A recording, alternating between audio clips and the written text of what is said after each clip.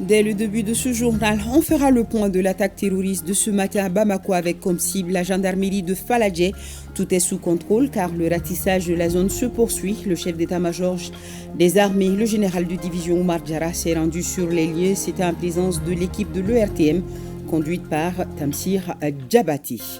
Fin de la réunion des ministres des Affaires étrangères des pays de l'AES. Tous réaffirment leur engagement à faire de l'AES des peuples une réalité. Ils ont été reçus par le président de la transition ce matin au cours d'une audience élargie aux ministres en charge de la réconciliation du Mali et du Niger. La chronique judiciaire s'intéresse aux terminologies absence et disparition. Qui dois-je saisir par malheur si je constate l'absence ou la disparition d'une personne? Comment administrer les biens de la personne absente ou disparue?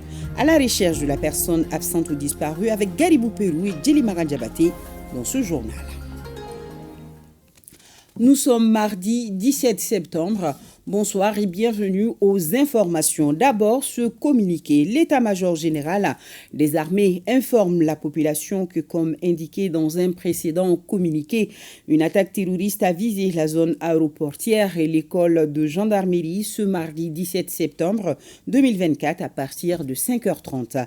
Des individus armés ont tenté de s'infiltrer dans la zone aéroportière et l'école de gendarmerie de Faladje en vue de commettre des actes barbares et immoraux.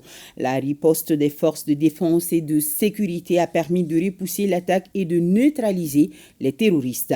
Cette attaque lâche et perfide a occasionné quelques pertes en vies humaines côté amis. Nous déplorons notamment le sacrifice héroïque de certains élèves gendarmes. Certains éléments des forces de défense et de sécurité ont également été blessés et reçoivent actuellement des soins appropriés. Un dispositif de soutien psychologique pour les élèves, le personnel et les familles des victimes a été mis en place. Quelques installations et des matériels ont subi des dommages au sein de l'école de la gendarmerie et dans la partie nord-est de la zone aéroportière. La situation a rapidement été maîtrisée. Tous les sites sont sous contrôle. Le ratissage de la zone se poursuit par les FDS dont nous saluons le professionnalisme, la bravoure et l'engagement patriotique.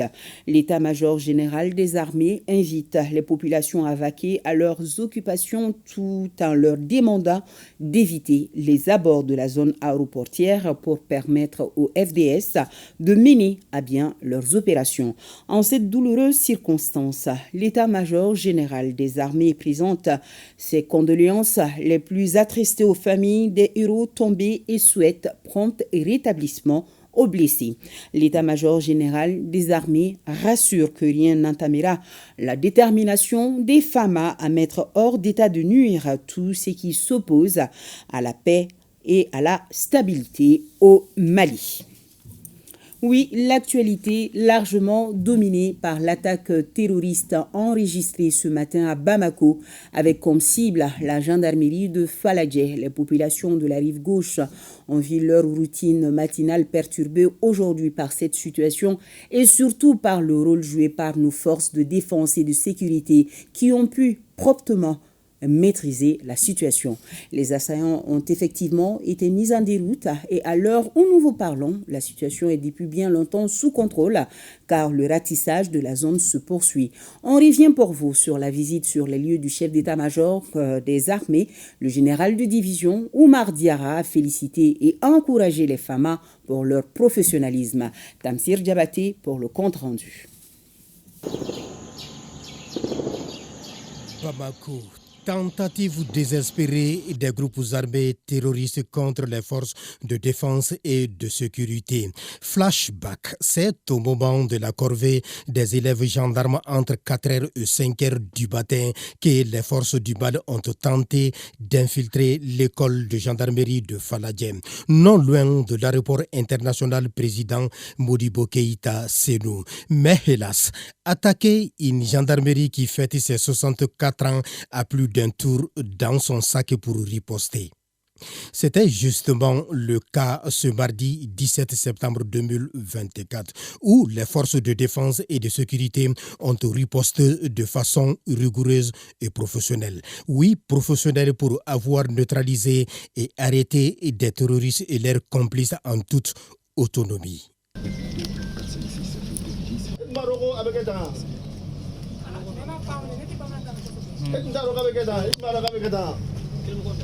Le chef d'état-major général des armées et des officiers militaires sur le lieu de l'attaque a tenu à rassurer les populations sur la situation. Ce matin, il y a eu des tentatives d'infiltration un peu complexes au niveau de l'école de gendarmerie ici.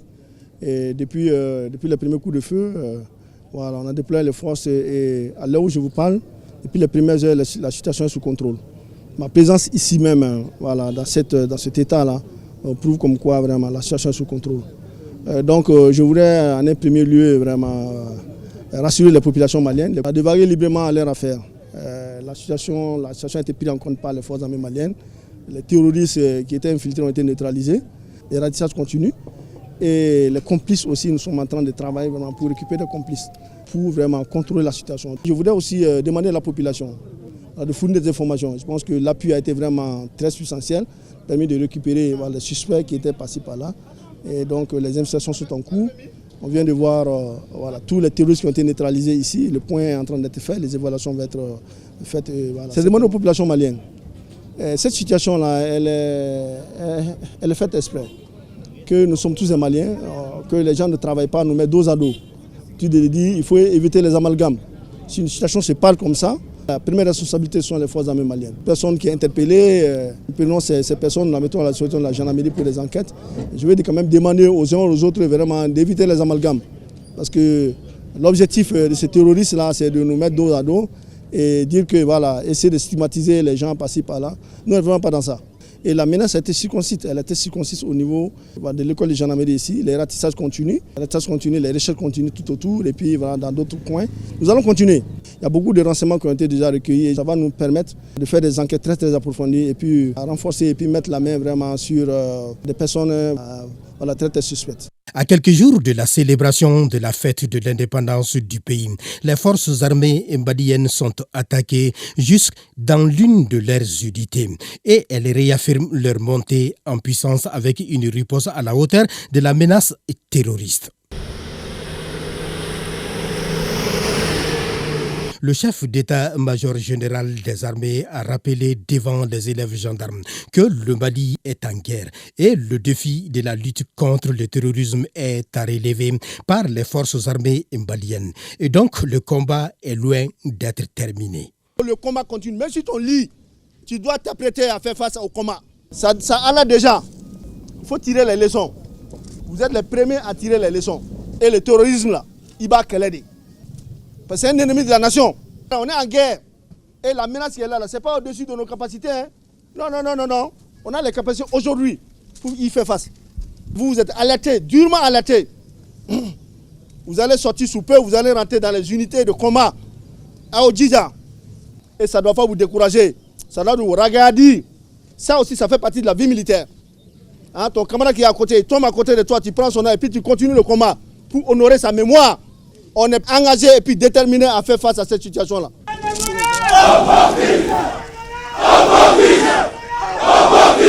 Visiblement, le message du chef d'état-major général des armées n'est pas tombé dans l'oreille d'un sourd. Les jeunes soldats prouvent leur engagement et leur détermination à défendre la patrie, le Mali, jusqu'à la mort. Nous sommes engagés à 100%. Nous sommes là pour ça. Vous allez vous battre jusqu'à la mort. Bien sûr. Camarades, vous êtes ensemble, non? Oui. Très bien. La cohésion. Force et cohésion. Force et cohésion. Force et cohésion. Nous sommes là à battre. Ouais. Force et cohésion. Force et cohésion. Oui, la même détermination chez le peuple malien, toujours au rendez-vous pour réaffirmer qu'il est avec son armée, même dans le feu de l'action.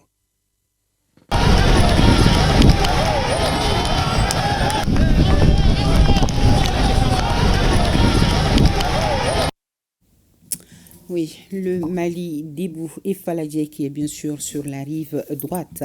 Le procureur de la République du pôle judiciaire spécialisé de lutte contre le terrorisme et la criminalité transnationale organisée dans ce communiqué informe l'opinion publique nationale et internationale qui lui a été donné de constater, suivant les communiqués du ministre de la Sécurité et de la Protection civile et celui du chef d'état-major général des armées en date du 17 septembre 2024 que ce jour, à l'aube, les écoles de la gendarmerie nationale à Faladje, Bamako, ont fait l'objet d'attaques terroristes. Suite à ces faits graves susceptibles de constituer des infractions d'actes de terrorisme, de financement du terrorisme et de complicité d'actes de terrorisme, une enquête a été ouverte en vue de faire la lumière sur ces faits, d'identifier et d'interpeller les présumés auteurs, co-auteurs et complices pour qu'ils répondent de leurs actes devant la justice. Le procureur de la République du pôle judiciaire spécialisé de lutte contre le terrorisme et la criminalité transnationale organisée communiquera en temps opportun sur les éléments issus des diligences qui seront menées et en appel à la collaboration de la population.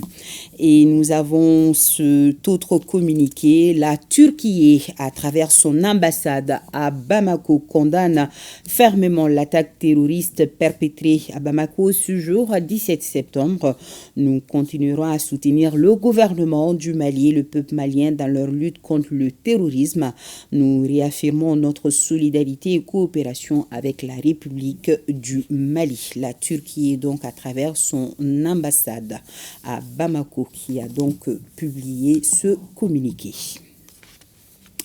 Suite à l'attaque des groupes armés terroristes contre l'école de gendarmerie de Faladje, des communiqués de dénonciation et de condamnation des associations, mouvements et partis politiques nous parviennent. Il s'agit du mouvement patriotique pour le renouveau MPR, de l'association des Maliens unis des États-Unis d'Amérique, du mouvement Djekabara, de la Fédération des organisations et des regroupements de soutien aux actions de la transition, du Parti Action pour le Mali, de l'Association malienne pour le développement du district de Bamako, du réseau des Maliens de la diaspora à la nation malienne, du Parti socialiste PS Yelenkoura, du RDA Mali, la Confédération des peuples de l'AES, du Conseil communal de la jeunesse, du Conseil régional du district de Bamako, de la coordination des associations pour la paix, l'entraide et le développement au Mali, du réseau des jeunes des partis politiques du Mali,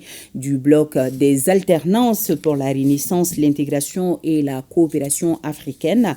Tous condamnent avec la dernière rigueur cette attitude des ennemis de la nation et expriment leur soutien total aux forces de défense et de sécurité. Ils invitent par ailleurs la population à plus de collaboration. Et puis, l'état-major général des armées attire l'attention de l'opinion sur la circulation de certains fake news ou faux communiqués. L'état-major général des armées invite l'opinion à se référer aux communiqués qui sont diffusés sur les canaux officiels. Direction Koulouba, où le président de la transition recevait ce matin en audience les ministres des Affaires étrangères de l'AES. Ces derniers réaffirment leur engagement à faire de l'AES des peuples une réalité. Ils sont reçus par le chef de l'État à l'issue de leur première réunion, occasion de faire part des conclusions de la rencontre de Bamako. Khadija Toukone nous signale que cette même audience a été élargie au ministre en charge de la réconciliation du Mali et du Niger, venu aussi faire le compte-rendu du lancement de la Semaine nationale de la réconciliation le 15 septembre à Gao. Reportage.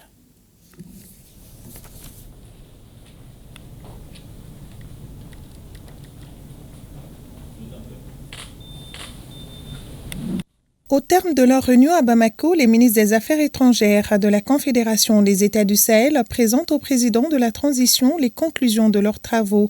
Le Mali, le Burkina Faso et le Niger conviennent notamment de renforcer la coordination de leurs actions diplomatiques. À l'issue de la rencontre, les trois pays s'accordent aussi à faciliter davantage la mobilité des citoyens et leurs biens dans l'espace du Sahel. Dès le jour où le Burkina et le Mali ont déclaré qu'une attaque contre le Niger et une agression contre leur pays. Depuis ce jour-là, on a arrêté de parler seul. On n'a jamais rien fait sans se concerter, quel que soit le sujet et quelle que soit la sensibilité et quelle que soit l'importance du sujet.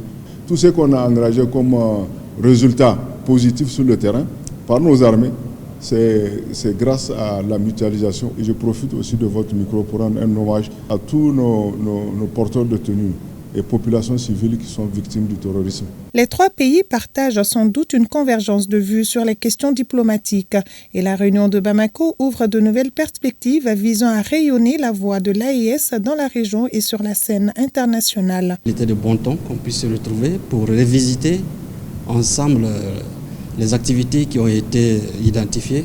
Comme vous le savez, ça intervient aussi la veille de l'Assemblée générale des Nations Unies.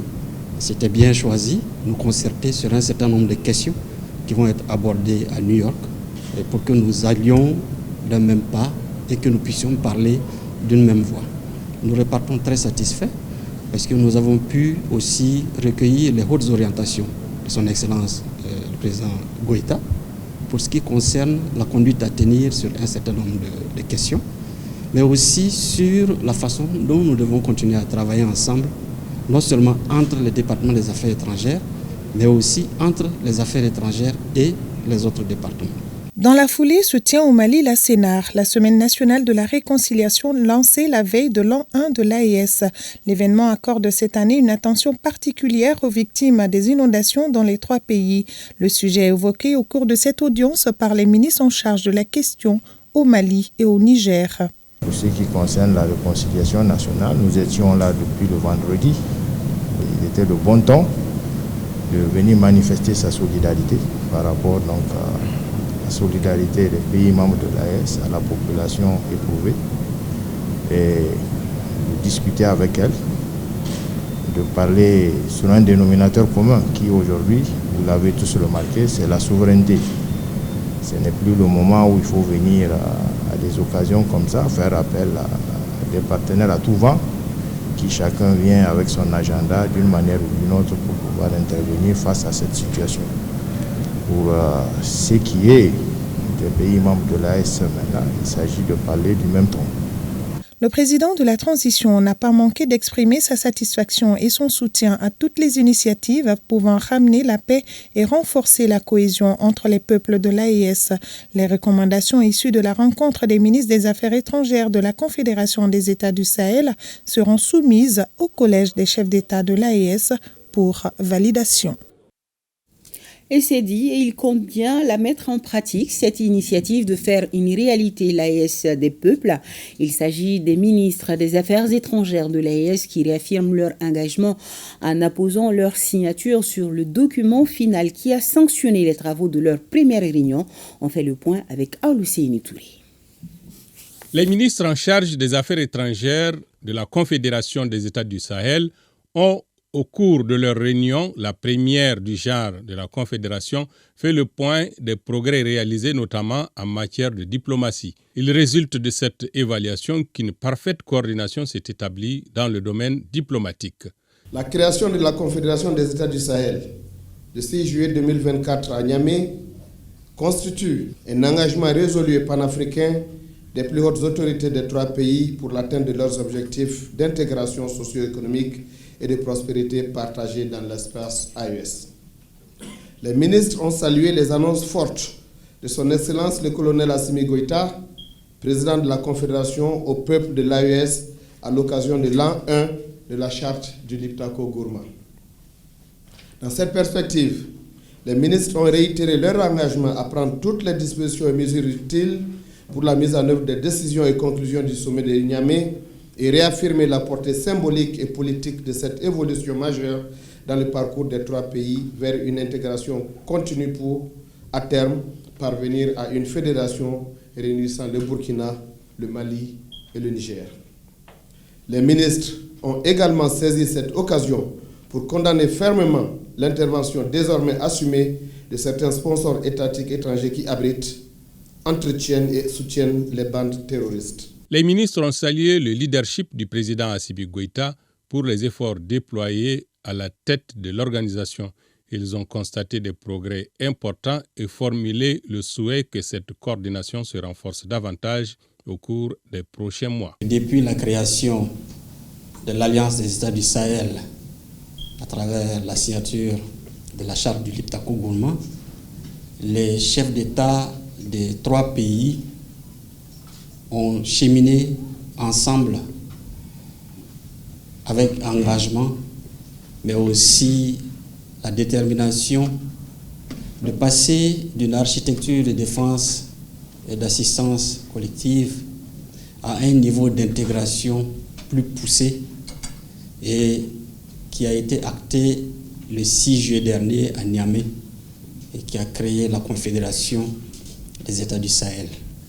En signant l'acte fondateur de la Confédération, les chefs d'État ont également donné des consignes autour de 3 axes majeurs, à savoir la défense, la diplomatie et le développement,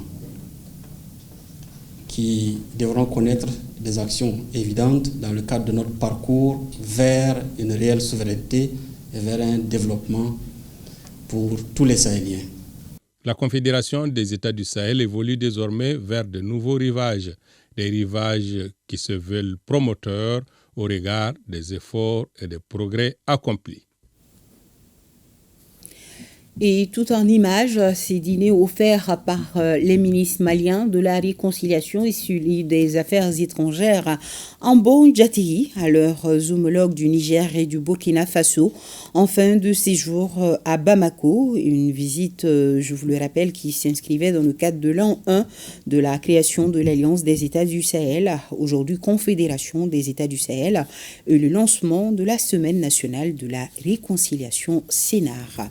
Un dîner donc offert par nos ministres de la Réconciliation et celui des Affaires étrangères, avec bien sûr des remises de cadeaux en bon Djatigui malien.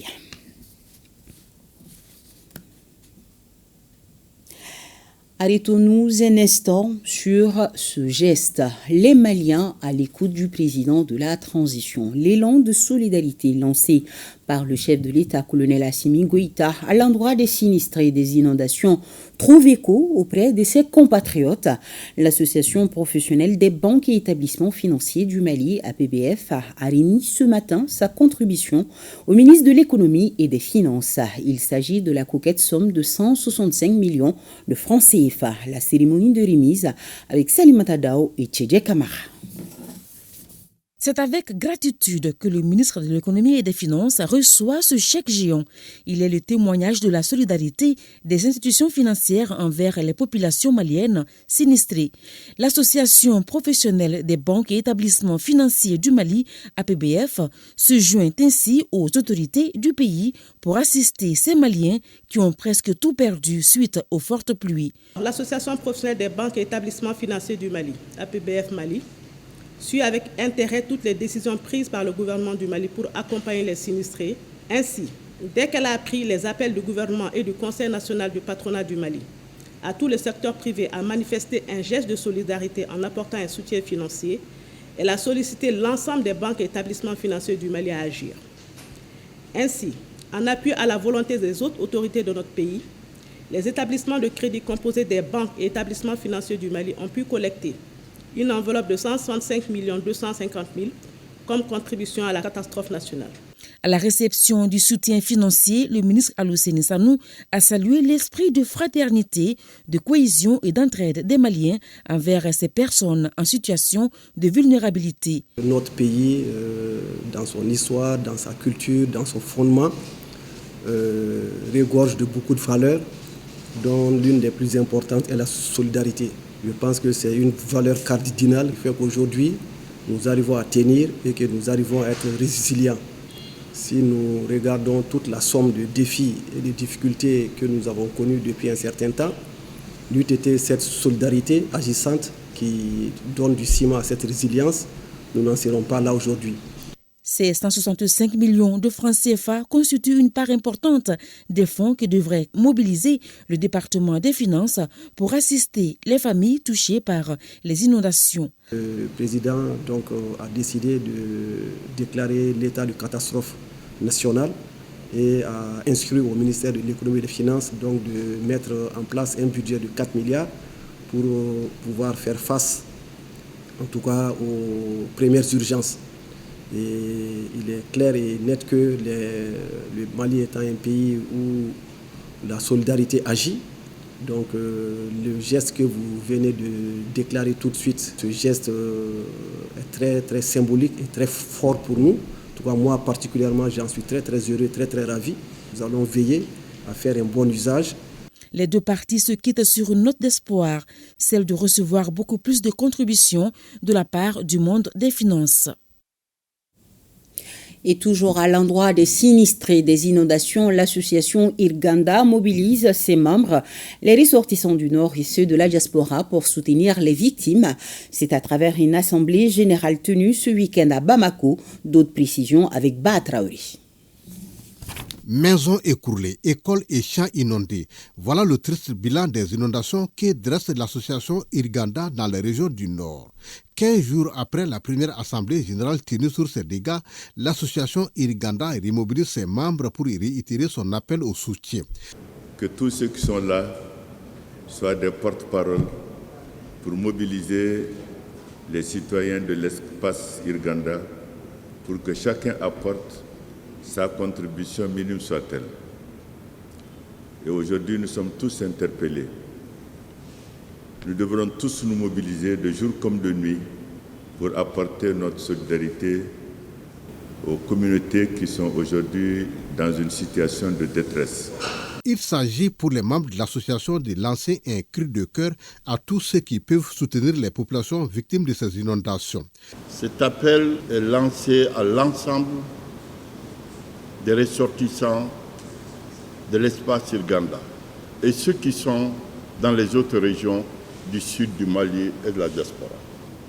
Et notre devoir, notre raison d'être, c'est ça. C'est aider à nous aider. Et ce qui est arrivé dans ces différents villages, dans ces différents cercles, dans ces différentes régions, peut arriver partout.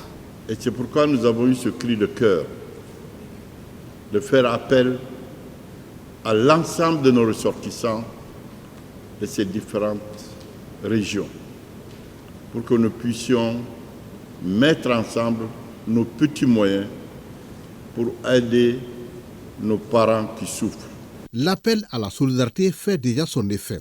Le bureau a collecté près de 10 millions de francs CFA et les promesses continuent d'être faites pour un appui plus conséquent aux sinistrés. Fin à Ségou de la rencontre des acteurs de la lutte contre l'apatridie. Ces derniers révisaient le plan d'action national de lutte contre ce fléau en prélude au lancement de l'Alliance mondiale pour la lutte contre l'apatridie. Le reportage de Fousseini Samake et Issaba. Au Mali, plus de 40 000 personnes ne jouissent pas de leurs droits de nationalité. Ils sont appelés des apatrides. C'est pour réviser le plan d'action national de lutte contre l'apatridie que les représentants des différents ministères et organisations en charge de la lutte contre ces fléaux se sont réunis à Ségou.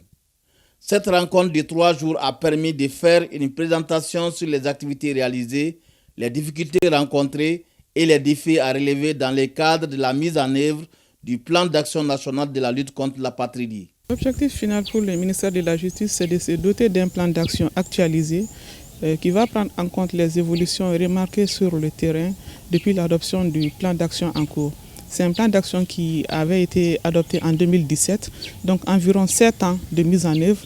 Il est nécessaire d'examiner, de passer ce plan d'action au pain fin pour voir les activités qui ont été déjà réalisées, les activités qui ne sont plus nécessaires vu le contexte actuel et aussi les activités qui s'imposent au vu aussi de l'évolution de la situation. Cet atelier avait été conçu pour la campagne I Belong, la campagne d'éradication de la lutte contre l'apatridie. L'UNHCR ne fait qu'accompagner cette volonté manifeste des autorités maliennes. Cette rencontre s'inscrit en prélude du lancement de l'Alliance mondiale pour la lutte contre l'apatridie prévue en octobre 2024. Mutualiser les idées pour la conception d'une fédération des États du Sahel afin d'accompagner la transition. C'est l'idée qui soutient la tenue de l'atelier organisé par le quartier général de la Révolution avec la chefferie traditionnelle à l'occasion du premier anniversaire de la signature de la charte du Liptako Gourma instituant l'AES. Nouhoum Sissoko nous en dit plus. Le 16 septembre 2023, le Burkina Faso, le Mali et le Niger ont conclu une alliance à travers la signature de la charte du Liptako Gourma afin d'établir une architecture de défense collective et d'assistance mutuelle entre ces États. Le QGR, quartier général de la Révolution, a célébré ce premier anniversaire autour d'un atelier sur le thème « La fédéralisation de l'Alliance des États du Sahel ». Nous avons organisé le présent atelier qui réunit les chefs de village et de quartier, gardiens du temple de nos valeurs, traditions, afin d'amorcer la réflexion sur la nécessité et les mécanismes de la mise en œuvre d'une fédération. Nous sommes convaincus qu'un tel exercice des organisations révolutionnaires avec des autorités traditionnelles pourra donner la meilleure orientation politique conforme aux aspirations souverainistes et d'union de nos peuples, aujourd'hui conscients que nos valeurs et notre passé sont la boussole de notre émancipation politique, économique, culturelle et spirituelle. Les légitimités traditionnelles adhèrent pleinement à la création, synonyme selon elles, de prise en main de leur propre destin. C'est notre légitimité à la base que nous jugeons par rapport à tout ce qui nous est arrivé pendant notre colonisation et pendant notre démocratie. Aujourd'hui, c'est une nécessité pour les pays de l'AES vraiment d'aller à la fédération. Pour le QGR, l'abandon des frontières héritées de la colonisation est une étape indispensable à l'union et à l'intégration des peuples du Sahel et de l'Afrique. La Semaine nationale de la réconciliation se déroule depuis dimanche dernier. Parmi les instruments de la politique nationale de réconciliation figure l'autorité de gestion des réparations en faveur des victimes. Zoom ce soir sur les missions complexes mais importantes de cette structure. Alousseinou Touré nous dit qu'elle a été créée en mars 2023 avec comme charge de recenser et d'indemniser les victimes des crises que le pays a traversées de 1960 à nos jours. Suivons ensemble. L'autorité de gestion des réparations en faveur des victimes des crises au Mali est une autorité indépendante créée par une ordonnance en date du 28 mars 2023. Un décret précise son organisation et ses modalités de fonctionnement. Elle est dirigée par un secrétaire exécutif. Notre pays de 60 à nos jours a connu de graves crises et qui ont conduit à des violations graves des droits de l'homme. Et devant ces enjeux, la nécessité de s'occuper de ces victimes et qui demandent justice et réparation, s'est imposé au gouvernement. Donc c'est dans ce cadre qu'une autorité indépendante a été créée, dénommée autorité de gestion des réparations en faveur des victimes des crises au Mali. La mission principale de l'autorité est d'assurer la gestion des réparations des préjudices causés par les violations graves des droits de l'homme à l'occasion des différentes crises qu'a connues notre pays de 1960 à nos jours. Donc à ce titre, elle est chargée d'élaborer toutes les mesures de réparation. En second lieu, d'évaluer les préjudices, de déterminer les réparations aux victimes, de fournir des réparations aux victimes, de gérer les fonds, d'appuyer et suivre les recommandations symboliques et enfin de proposer des mesures d'ordre institutionnel, d'ordre juridique qui permettent d'améliorer le fonctionnement de la structure. Pour bien accomplir cette tâche, l'autorité de gestion des réparations en faveur des victimes des crises au Mali dispose d'une organisation propre à même de lui permettre d'atteindre ses objectifs. La GRV fonctionne autour d'une vision et dispose de stratégies. Il y a une politique nationale de la réparation qui est là, qui a été adoptée par le gouvernement. Et cette politique de réparation, c'est vraiment la gestion des victimes. Donc les réparations en faveur des victimes. Mais cette politique de réparation repose sur une vision politique forte, qui est celle d'un pays qui est juste, qui est uni, qui est réconcilié avec lui-même, où tous les citoyens reconnus ont le même droit et les communautés se font confiance en elles-mêmes et font confiance à l'État. De sa création à nos jours, l'organisation s'est dotée d'outils de gestion et de fonctionnement et se déploie à l'intérieur du pays. Nous avons tenu 3 sessions de conseil d'administration. Nous avons recruté le personnel. Nous avons doté et on continue à doter la structure, en tout cas des biens et services pour son fonctionnement. Nous avons mis en place les études de gestion, dont un programme de formation et un programme de communication. Nous avons opérationnalisé tous les départements et à leur tête, vous allez voir, il y a des chefs de département qui ont été nommés.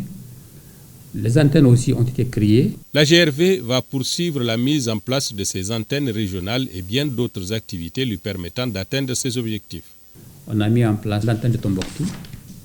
Donc il est important quand même de continuer le processus. Les prochains jours, il y aura l'antenne de Bamako, il y aura l'antenne de Ségou, l'antenne de Mopti, l'antenne de Kidal et l'antenne de Gao. Donc toutes ces antennes-là, elles seront opérationnelles et les agents sont déjà désignés qui sont chargés d'animer ces structures-là. La seconde perspective, c'est de mettre en place les outils. La réalisation des objectifs de l'AGRV est une étape cruciale dans la réconciliation entre Maliens. L'ONG World Vision International Mali a célébré à Kolokani la fin du programme Beledougou financé par les États-Unis après 20 ans d'intervention dans les communes de Mansatoula et de Kolokani. Djemba Moussa Konate, correspondance. 101 salles de classe construites et équipées, 157 forages, dont 30 systèmes d'adduction d'eau potable, 266 groupes d'épargne mis en place avec une mobilisation de plus de 400 millions de francs CFA. Ce sont là quelques réalisations de l'ONG World Vision International Mali en 20 ans d'intervention dans les communes de Massantola et Kolokani. Cette journée marque donc la fin du programme multisectoriel Beledougou de World Vision International Mali. Ces résultats sont désormais les vôtres et même si World Vision procède à la transition de ce programme aujourd'hui, notre plus grande satisfaction serait de voir poursuivre la dynamique de collaboration de tous les secteurs pour maintenir et renforcer de manière pérenne les acquis du programme de Beledougou. Les bénéficiaires ont rassuré les partenaires au développement que tout sera mis en œuvre pour pérenniser les acquis du programme Beledougou. Nous regrettons vivement aujourd'hui la fermeture du programme. Mais ce qui va nous rester, ce sont les acquis. Donc la population et nous-mêmes en tant qu'autorité, nous vous assurons qu'on va aussi essayer de pérenniser et consolider les acquis. Les investissements qui cadrent parfaitement avec les priorités du gouvernement définies dans les cadres stratégiques pour la refondation de l'État au Mali. On contribue au bien-être des enfants qui sont scolarisés, protégés des maladies, bien nourris et qui ont accès à l'eau potable, l'hygiène et l'assainissement. La remise des fournitures scolaires au centre d'animation pédagogique de Kolokani d'une valeur de près de 10 millions de francs CFA et la présentation d'un film de capitalisation du programme Beledougou ont été les temps forts de cette journée. Voyons le lancement du groupe de travail Solutions durables de la région de Tombouctou avec Idrissa Gouloussi-Soko. Cette cérémonie marque le lancement officiel de la mise en place du groupe de travail Solutions durables de la région de Tombouctou pour une coordination de la réponse en matière de solutions aux réfugiés, personnes déplacées internes, rapatriés et autres groupes de populations vulnérables. La région de Tombouctou représente le plus grand nombre de rapatriés et de PDI retournés, soit 45% de rapatriés et 41% de PDI retournés assistés et soutenus par les services de l'État et les partenaires.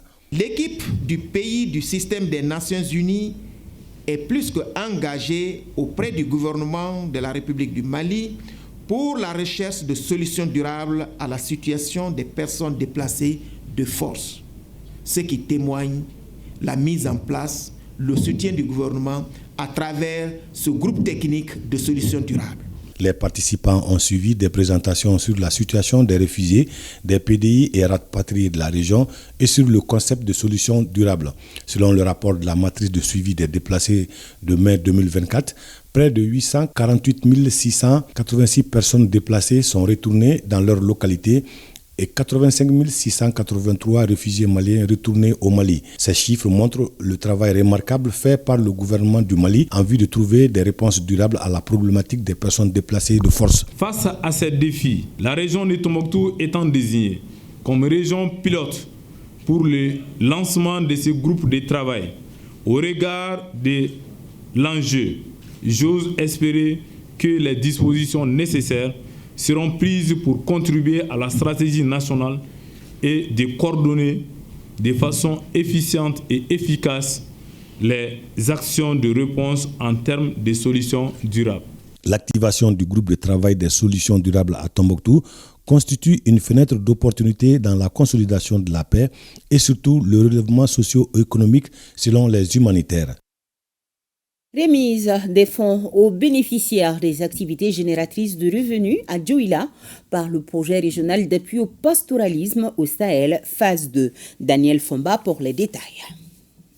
D'un coût total de 37 500 000 francs CFA, le projet régional d'appui au pastoralisme au Sahel phase 2 compte renforcer la capacité financière des 150 personnes, filles et garçons âgés de 18 à 40 ans à travers un octroi individuel des montants de 230 000 francs CFA dans les filières bétail viande et de la transformation des produits laitiers dans la région de Douala. Ces fonds qui leur sont remis soient bien gérés, bien profitable pour eux et pour leur famille. De faire un très bel usage, de manière que la prochaine fois on puisse venir à Dioula avec le sourire au visage, sur les lèvres, en se disant que la première étape a marché, on vient pour une seconde étape donner la chance à d'autres bénéficiaires. J'invite l'ensemble des bénéficiaires à bien gérer les fonds qui nous seront donnés pour qu'après une année, d'autres personnes puissent en bénéficier.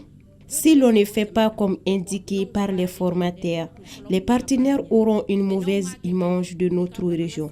Cet important financement de notre jeunesse que nous apprécions beaucoup s'effectue dans le cadre de la phase 2 du projet régional d'appui au pastoralisme au Sahel. Sa mise en œuvre au Mali a démarré en janvier 2022.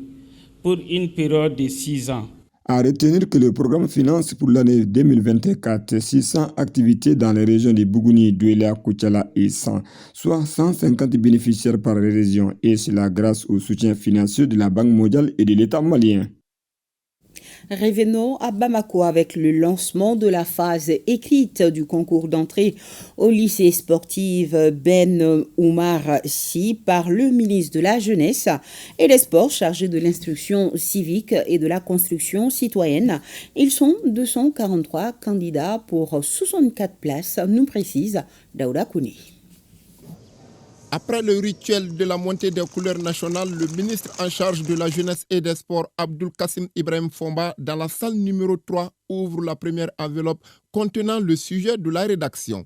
Ces épreuves écrites ainsi lancées dureront seulement la journée d'aujourd'hui. Je suis motivée à venir au lycée sportif Ben Oumar Sy parce que j'aimerais devenir une basketteuse internationale, continuer mes études. Cette année, je sais que c'est avec beaucoup de rigueur qu'on a préparé ce concours. C'est une routine pour moi, mais malgré tout, en voyant ces enfants, je suis vraiment très enthousiasmé ce matin avec ce record de candidats qui n'a jamais été atteint lors du concours. La phase de dépouillement de la visite médicale, on est à 243 enfants.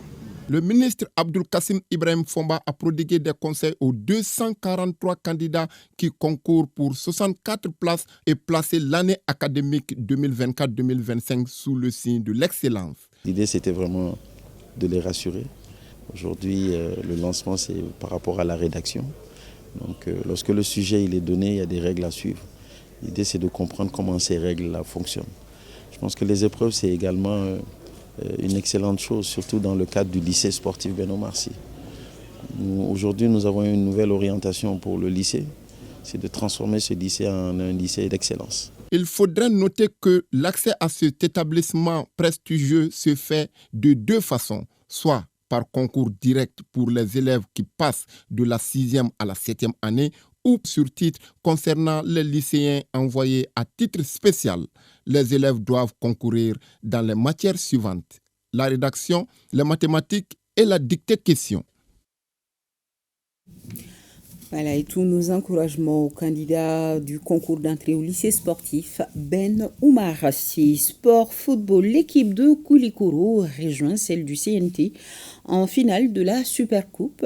Assimi Goïta en deuxième demi-finale, joué cet après-midi à Koulikoro. Abdul Karim Kaba est notre envoyé spécial. Koulikoro CNT est l'affiche de la finale de la Supercoupe Colonel Assimi Goïta. En deuxième demi-finale, l'équipe de Koulikoro a écarté celle de Ségou à l'issue de la séance des tirs au but 5-4. Les scores étaient de 0 but partout à l'issue du temps réglementaire. Déjà lundi, l'équipe du CNT s'était qualifiée pour la finale de la Supercoupe Colonel Assimi Goïta édition 2024. En demi-finale, la formation du CNT a éliminé celle de Bamako au tir au but. Sur le terrain, les deux formations n'ont pas pu se départager. 0 but partout au terme des 90 minutes. Malgré la bonne forme de Bamako, les joueurs n'ont pas pu scorer. Dans l'épreuve des tirs au but, le CNT l'emporte par 4-3. Ces demi-finales ont été une occasion pour le président de la Commission nationale d'organisation de rendre hommage aux femmes. Un soutien total à nos braves femmes qui luttent de tout temps contre nos ennemis, les terroristes. Et particulièrement ce matin à Bamako, les attaques terroristes dont nous avons fait l'objet, les femmes ont réagi promptement. Nous leur témoignons tout notre soutien au nom de tous les participants de cette Supercoupe Colonel Assimi Goïta. Nous disons que rien ne va nous arrêter sur notre chemin de la libération totale du Mali et de la lutte pour notre souveraineté. Pour la bonne organisation de la Supercoupe Colonel Assimi Goïta, la délégation de Koulikoro a décerné un cadeau au président de la Commission nationale d'organisation. CNT et Koulikoro vont jouer donc la finale de la Supercoupe Colonel Assimi Goïta édition 2024. Une finale prévue vendredi au stade Mamadou Konaté à partir de 14h30. La chronique judiciaire s'intéresse aux terminologies absence et disparition. Qui dois-je saisir si par malheur je constate l'absence ou la disparition d'une personne? Comment administrer les biens de la personne absente ou disparue? Nous avons certainement été une fois confrontés à la situation d'une personne qui se retrouve dans l'un de ces régimes juridiques. Face à la problématique, nous avons peut-être même donné notre avis sans se référer au Code des personnes et de la famille. Et pourtant, le dit Code a consacré dans son titre 3 la question relative à l'absence et à la disparition. Garibou Pérou, Djelimara Djabati nous donne plus d'explications. Sans trace, une personne absente est celle partie sans laisser d'informations prouvant qu'elle va bien ou partie de son propre gré. Donc, injustifiée, inexpliquée, l'absence est un défaut de nouvelles. C'est comme un téléphone ou une fréquence qui cesse d'émettre sans raison valable. Conformément à l'article 61 du Code des personnes et de la famille, c'est lorsque la personne ne donne pas signe de vie en tant que telle. Il n'y a aucune information sur la personne pendant 3 ans. Dans un premier temps, la loi parle de présomption d'absence et dans un second temps, elle parle de déclaration d'absence. Et la présomption d'absence, elle intervient lorsque la personne a cessé de paraître au bout de 3 ans. Et la déclaration d'absence, par contre, elle intervient 3 ans encore à partir du jugement ayant constaté la présomption d'absence. Dans le cas de la disparition, le défaut des nouvelles est lié aux circonstances dramatiques ou tragiques. Ici, la personne cesse de donner signe de vie suite par exemple au naufrage, crash d'avion ou incendie. C'est une situation qui rend l'existence de la personne incertaine selon professeur Cissé. C'est l'article 76 qui en parle, qui définit la disparition comme la situation par laquelle une personne a cessé de paraître dans des situations douteuses. Et là, il n'y a pas de délai. Donc, on introduit une requête pour constater la disparition de la personne afin de déclarer la personne morte, mais sans avoir son corps en tant que tel. Disparue ou absente, le Code des personnes et de la famille accorde aux proches le droit de saisir les tribunaux pour obtenir les actes judiciaires. Juridiquement, il y a une circonscription géographique qui est définie, qui permet à toute personne intéressée, pas que les parents proches, même les tierces personnes ont la possibilité d'introduire une demande afin de constater son absence à travers la présomption et, dans le pire des cas, à travers la déclaration d'absence. Et pour la disparition, c'est le même régime juridique qui s'applique. Qui va gérer les biens de la personne disparue ou absente? Par exemple, pour le cas de l'absence, 10 ans écoulés. Avant les 10 ans déjà, lorsque la personne absente était mariée, c'est la dissolution du mariage. C'est l'une des causes de dissolution du mariage. Et les autres aspects, par rapport à ces biens, on va ouvrir la succession. Et la succession, c'est selon le mode qui sera proposé par ses parents. Parce que dans notre contexte malien, il y a la succession selon la voie judiciaire et selon les voies traditionnelles. Donc, en fonction du régime de succession qui sera défini, la répartition sera établie. C'est la même chose pour la personne qui a disparu. Et si la personne disparue ou absente revient tandis que le juge l'avait déjà déclaré décédé? Du point de vue du Code des personnes et de la famille, les articles 72, 73, 74 définissent le régime juridique qui concerne ces cas de figure. Le jugement de déclaration d'absence qui a été constaté par le juge peut être annulé. Dans la même situation que la disparition, le droit malien a retenu l'approche selon laquelle la personne, les biens lui seront retournés et même les biens aliénés.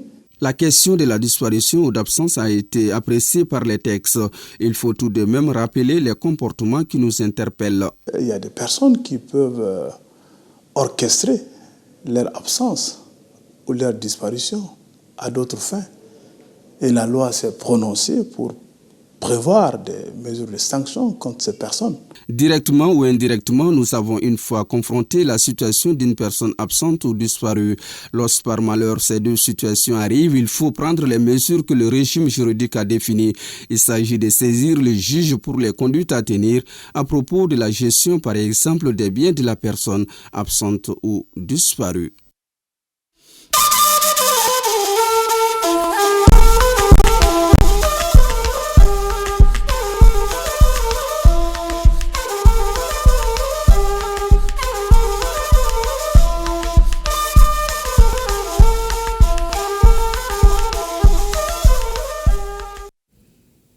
Dans le cadre de l'intégration des peuples africains et de l'Alliance des États du Sahel, nous vous amenons ce soir à la découverte de la communauté nigérienne vivant à Ouagadougou, au Burkina Faso.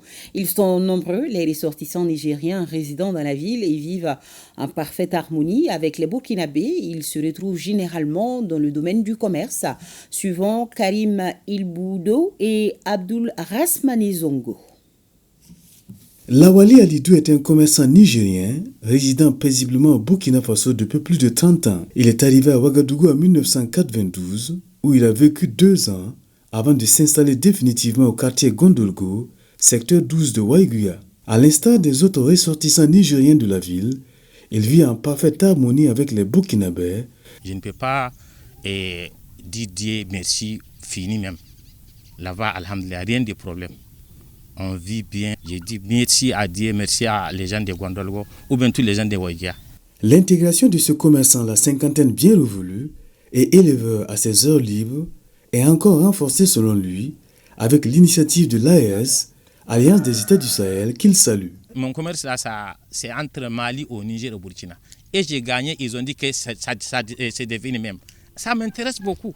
Et j'invoque des Kédiens qui ont ajouté la force et amitié et s'entendre.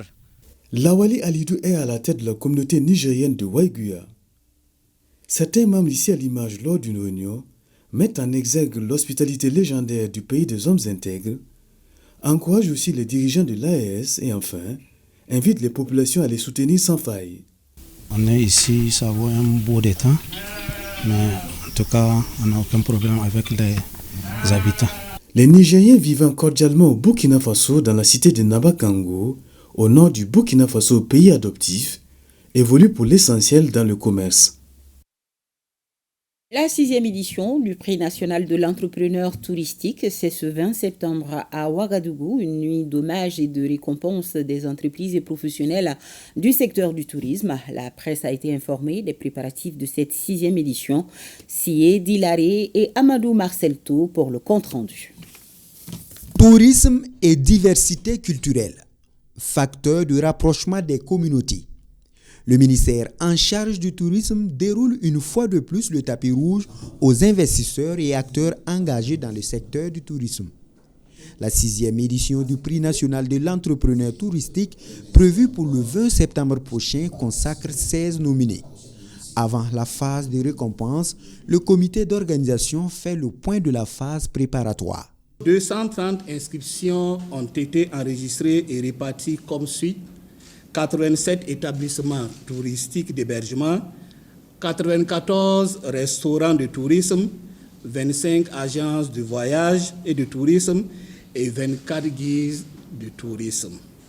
La deuxième étape était consacrée aux présélections des entreprises inscrites. Elle a permis de retenir 50 entreprises parmi les 230 inscrites pour la suite de la compétition.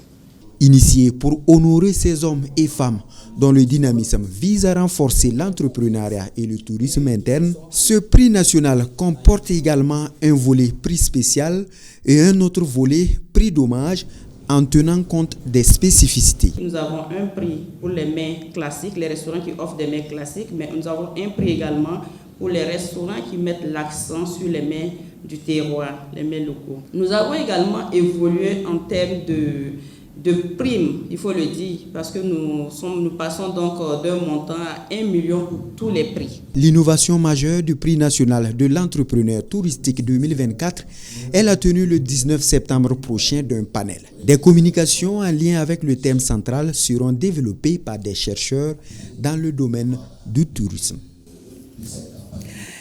Intégration des peuples africains de l'Alliance des États du Sahel. Pour être complet sur ce sujet, à la rencontre des communautés nigériennes, maliennes et burkinabées du Niger, une coexistence pacifique avec pleine d'initiatives pour renforcer davantage l'intégration des peuples de l'AES. Mamoudou Idrissa Maïga, Amidou Amadou.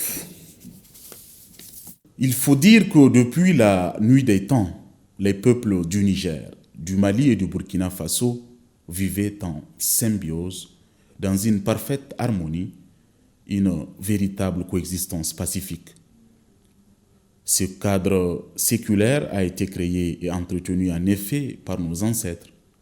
Ce même cadre, aujourd'hui, est consolidé, encore plus renforcé à travers la création de l'Alliance des États du Sahel, le 16 septembre 2023, sous le leadership et la clairvoyance de nos chefs d'État respectifs, notamment le colonel Assimi Goïta du Mali, le général Abdraman Tchani du Niger et le capitaine Ibrahim Traoré du Faso. Les populations elles-mêmes témoignent en cette date anniversaire de la création de l'AES de cette relation particulière entre ces trois peuples, au-delà des États. Avec l'arrivée de l'AES, ça a été une colle forte, quoi. C'est collé, c'est soudé, c'est plus que maintenant l'amitié. On est devenu maintenant même père, même mère. Ce qui touche à un Nigérien touche à un Malien. Ce qui touche à un Burkinabé touche à un Malien. Les Burkinabés que nous sommes ici, nous sommes chez nous, nous n'avons aucun problème. Nous n'avons pas de difficulté d'intégration. Nous sommes bien intégrés et c'est difficile de savoir qui est Burkinabé, qui n'est pas Burkinabé. Conformément à l'esprit derrière la création de l'AES, notamment celui de tendre vers une confédération des trois pays membres. Cela nous a poussé à créer un comité appelé Comité de soutien à l'AES, CP, COSAES. Donc ce comité-là est dirigé par un Nigérien, secondé par un Burkinabé, le troisième c'est un Malien. On a fait quelques activités de sortie avec notre communauté, la communauté malienne et la communauté nigérienne. On a même l'an 1 du CNSP, on a eu à faire une activité culturelle. Et les trois États, les trois communautés étaient réunies, on a fêté ensemble. La vision de l'AES, au-delà de l'intégration politique, économique, sociale et culturelle, est aussi sécuritaire et avant tout une question de souveraineté totale des pays membres. Et cela, les populations l'ont aussi compris. Un peu de lecture. L'écrivain et poète nigérien Adamu Ide lance son nouveau livre intitulé Unité nationale et lutte de libération. Dans cette œuvre, l'auteur rend hommage au peuple du Sahel et nigérien, en particulier pour leur résistance dans le combat pour la reconquête de leur dignité et de leur souveraineté. La présentation de ce livre avec Moussa Amani et Ousmane Sani Abdou. Unité nationale et lutte de libération, c'est le titre de ce nouveau livre du poète et écrivain nigérien Adamu Ide, publié en juin 2024.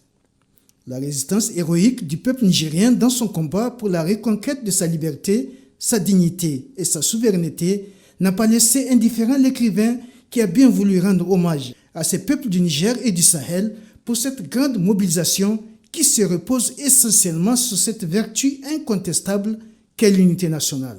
Ce nouveau livre qui vient de paraître aux éditions Gashingo, préfacé par le professeur Ahmad Seydou Adamou, est une contribution à la lutte du peuple nigérien pour sa liberté. C'est une contribution et l'intitulé le traduit parce que, et même l'image de couverture, montre que lorsque le peuple est uni, et c'est le cas du peuple nigérien, tout est possible. Dans cet ouvrage, Adamu Ide salue cette grande vision de cohésion et d'unité des chefs d'État du Niger, du Mali et du Burkina Faso qui ont créé l'Alliance des États du Sahel. Des trois dirigeants du Mali, du Niger et du Burkina Faso pour raffermir nos liens et engager ensemble le combat de libération des trois peuples. Et cette AES est promise à un avenir très prometteur. À l'image d'un livre d'histoire, ce livre de l'écrivain et poète nigérien Adamu Ide s'adresse à tous. Il nous plonge dans l'univers historique de l'unité nationale, base de la libération des peuples du Sahel.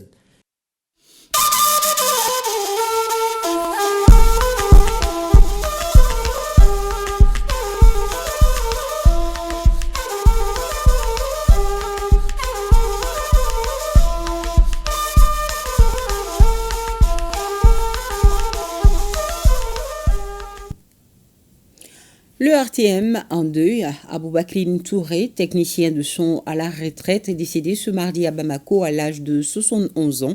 La cérémonie des obsèques, un reportage de Kassine Diallo et Taeb Adjawakoué. Aboubakrine Touré, l'un des premiers techniciens de l'ORTM à la retraite, laisse le personnel de l'ORTM et ses proches sans voix. Décédé à l'âge de 71 ans, il a intégré l'ORTM en 1974 en qualité de technicien de son, puis technicien d'antenne, sans oublier les reportages et productions au cours desquels Aboubakrine Touré produisait les sons de qualité irréprochable. Ce que je retiens de lui, c'était un travailleur, un bon collaborateur. Et mon collègue, on travaillait ensemble, on a fait beaucoup de missions ensemble. Il était une référence pour nous, surtout que c'était un pieux, un vrai musulman. Babert s'en est allé aujourd'hui. Il faut voir tout ce monde qui est venu. C'est parce que l'homme, vraiment, il mérite vraiment que ces derniers instants, qu'il soit accompagné. Au-delà de cette belle carrière professionnelle, ses amis, collaborateurs et parents retiennent de lui un homme social, solidaire et religieux. Il faut retenir de cette personne une pieuse personne, un homme de Dieu. C'est la personne qui respecte Dieu plus que tout ce que je connais sur terre. C'est un homme qui a donné sa vie à Dieu. Il a donné sa vie à sa famille. Il est un exemplaire de fraternité. Il pède tous les jours pour nous la fraternité. Tous les jours que Dieu fait, Baber me demande, Amir, occupe-toi de la famille comme je le veux. Et c'est ce qu'on est en train de lui faire. Et toute la famille est d'accord que Baber est le vrai frère. Et moi, je suis convaincu que c'est un homme de Dieu, c'est un homme de paradis. Aujourd'hui, il est au paradis. Il nous a légué comme valeur la fraternité, l'union. affectueusement appelé Baber Touré, a été un travailleur de l'ORTM assidu, très assidu à son travail. Quelqu'un qui avait l'amour de son travail, l'amour de son prochain, et il avait sa religion en main. Vous avez dû constater aujourd'hui, l'imam de la mosquée de Faladje vient de témoigner, les fidèles de la mosquée viennent de témoigner, les voisins viennent de témoigner, et le porte-parole du ministère de la Communication et de la direction de l'ORTM viennent de témoigner également tout ce que ce monsieur avait comme qualité d'homme. Notre regretté Aboubacrine Touré repose désormais au cimetière de Niamakoro. La vie est la voie de la mort, dors en paix, doyen. Oui, que son âme repose en paix. Amen. Grand merci à nos téléspectateurs de CNews. Bonsoir à tous et à demain 20h.